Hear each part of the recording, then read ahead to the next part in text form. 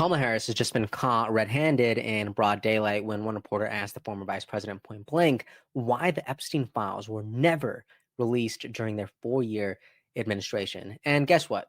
Guess what she said? It is actually much wilder than I expected. And Jamandani also found himself in quite a pickle in the middle of a storm when he couldn't escape what his chief of staff said about the Oval Office meeting with President Trump. All while Elon Musk's DOGE, Department of Government Efficiency, is fighting for its life. And we got to talk about it. We got to talk about all of it. So welcome back to the ACM show. Please like, subscribe, turn on the bell, and let's get into all this. So a clip goes mega viral of Kamala Harris, who I haven't seen a whole lot from since her book tour live meltdowns, but someone did ask the former vice president a great question, one that probably should have been asked for both President Trump and Vice President Kamala Harris when they were on the debate stage together, but I digress. Look at this. Ben, can you tell us why your administration didn't release the Epstein files? Can you tell us? 4 years, you guys didn't do it. What's your take on it?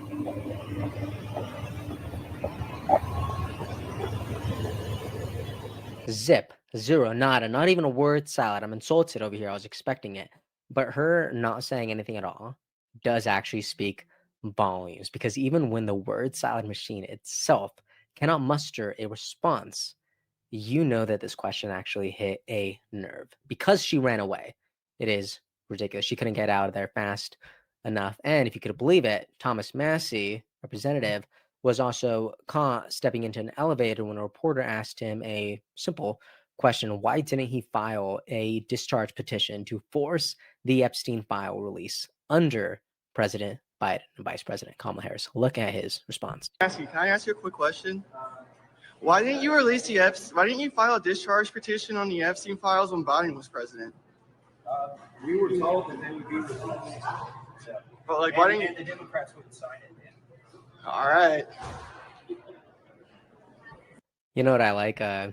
I do love how he's just so smiley right here. Look at him giving a thumbs up, just being so friendly to the press. I thought that was great, but he's absolutely right. I also love taking the time to show that while the Trump administration has not moved as fast as some people would have preferred in regards to the release of the Epstein files, we can't forget the disastrous Biden administration that completely abandoned this issue, and instead they hid the issue and they dumped it in a shed and prayed that everyone else in the world would have just moved on. So we can't forget that. Speaking of the disastrous Democrats, Jamandani's chief of staff is on fire for comments that she made regarding immigration of the now infamous meeting between President Trump and the mayor of New York City. Look at this. You really won't believe it. We certainly were clear about our disagreements in the room, and the mayor-elect made clear that we uphold sanctuary laws in our city and all immigrants will be safe in our city. We also made very clear that we feel there has been inhumane raids just this week. So it will be a future conversation with the president, but we again grounded an overall desire and the acknowledgement that our sanctuary city laws allow cooperation in extreme violent felony cases. And that is something where I think we have alignment. So NYC is undeniably a city filled with people from all walks of life, and that is what the John administration is trying to protect. Critics, however, believe that this could be very dangerous. One poster writes that Jamandani, socialist chief of staff, says New York will only be a sanctuary city and all immigrants will be safe under Zoran, only cooperating with ICE in extreme violent cases after in illegal harms in American. This won't end well for them. Right, that is shared by Johnny MAGA. So which side are you on? You tell me. I know it's a complicated issue. A lot of people have a lot of strong opinions here, so I'd love to know. All right, and the plot also does get thicker because people are getting sick of Jamandani just desperately asking for money. He is doing these videos about once a week now, and people are now putting them together for a viral compilation. Remember how I told you a few months ago to stop sending us money? You can start again.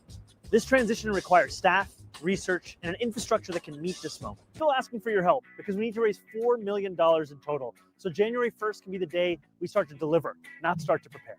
I hope very soon not to have to ask you for money. But until then, I'm asking. Leaves, they are changing. The air, it is crisp. But one thing that stays the same is we still need you to donate. Okay, he almost had me at the end. I actually really like that one. He was very smooth. I'm not gonna lie. The leaves are changing. The air is getting crisp. But one thing that's not changing is I need money and I want you to send it to me. It is just so hilarious. Another person makes the comparison between Bernie Sanders and Zomandani, saying, I'm sensing a trend among socialist candidates, and it is both of these guys just asking for money, begging for money. This is literally a socialist starter pack. And now to talk about one of the more surprising headlines that I've read today. Reuters says exclusive, DOGE doesn't exist with 8 months left on its charter. Wow. So at a glance, immediately red flag. President Trump campaigned on this issue. Elon Musk helped create this reality, and not even a year into it, it's just vanishes. It's vanishing. What's going on?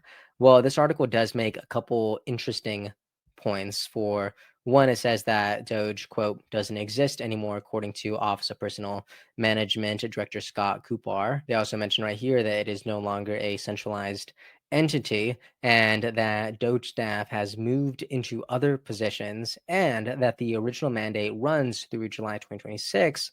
But as of right now, it's pretty much faded away. And then in response to this, DOGE's official account on X has actually quote tweeted this, saying, as usual, this is fake news from Reuters. President Trump was given a mandate by the American people to modernize the federal government and reduce waste, fraud, and abuse. Just last week, DOGE terminated 78 wasteful contracts and saved taxpayers $335 million. We'll be back in a few days with our regularly scheduled Friday update. So I want to be clear. This could all be true. The saving of the money, modernizing government, eliminating contracts, sure.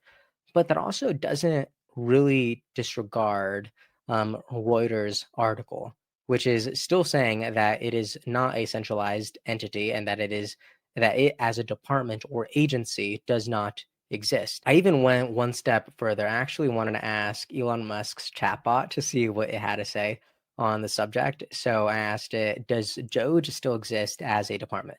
And they responded with, no, the Department of Government Efficiency has ceased to exist as a centralized department or agency, saying it was effectively disbanded in mid-November 2025, 8 months ahead of schedule. So form your own opinion about where you stand on this. Some people are saying that DOGE did its job and its culture is still being carried through as a practice throughout all these agencies, while other people would have actually loved this to become a full-on genuine department that kept governance held accountable and transparent to the highest degree, which I think is something that Elon Musk really envisioned for the future. Personally, if you were to ask me, I think that's what I would have preferred. I also saw this from Ron DeSantis. I thought it was really interesting. I gave it a like. He said, DOGE fought the swamp, and the swamp won. But I would love to know where you stand on all this, from Kamala Harris just running away desperately to Zomandani begging for cash now on a weekly basis. I think he's going to start ramping it up more if he doesn't get close to that $4 million benchmark, which is a whole lot of money. And DOGE's just confusing state of being. Tell me what you think about all this in the comment section. And hey, if you want to support the show, check out the links down below. Like this video, subscribe to this channel, turn on the bell, all that jazz. It's a whole lot, I understand, but it really does make a huge difference. It helps elevate these conversations, gets it out to more and more people, and I love it. All right, so thank you so much for watching, and I'll see you all next time. Episode's over already? Geez, that was fast. Well, they say beautiful things do not last forever, but feel free to watch and listen to another one of these episodes if you're interested in those conversations as well. Also, this next part is huge. Make sure to obliterate that like and subscribe button and turn on the notification bell so you never skip a beat. I also have a newsletter where we dive into the news, politics, and ideas that shape our future. If you're interested in signing up, I'd really appreciate that. Anyways, that's the end of this episode. Thank you so much for watching and listening, and I'll see you next time.